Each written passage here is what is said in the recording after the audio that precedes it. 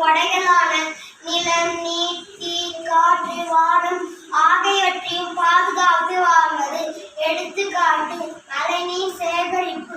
உலக சுற்றுச்சூழல் பாதுகாப்பு நாள் ஜூன் 5ஆம் தேதி. சுற்றுச்சூழலை பாதிக்கும் செயல்பாடுகள்: பிளாஸ்டிக் பொருட்களை பயன்படுத்துதல், பெட்ரோல் வாகனங்களை பயன்படுத்துதல், காடுகளை அழித்தல், மரங்களை வெட்டுதல், குப்பைகளை எரிவிடுதல், இங்கிலீஷ் மருந்துகளை பயன்படுத்துதல், மழைநீரை வீணாக்குதல், விவசாயத்தில் ரசாயன உரங்கள், பூச்சிக்கொல்லிகள் பயன்படுத்துதல். இதனை தடுக்கும் முறைகள்: இயற்கை உரங்களை பயன்படுத்த வேண்டும். எடுத்துக்காட்டு சாணம், தலை உரம்.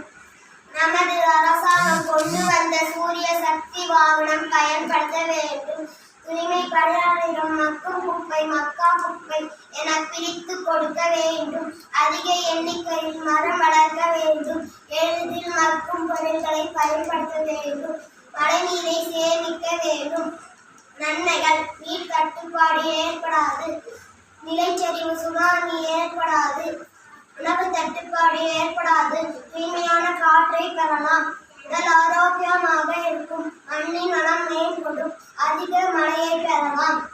இதற்கு அரசின் சட்டங்கள்: நீர் பாதுகாப்பு சட்டம் 1974, காற்று மாசுபாட்டு சட்டம் 1981, வன பாதுகாப்பு சட்டம் 1980, வனவிலங்கு பாதுகாப்பு சட்டம் 1972, சுற்றுச்சூழல் பாதுகாப்பு சட்டம் 1986.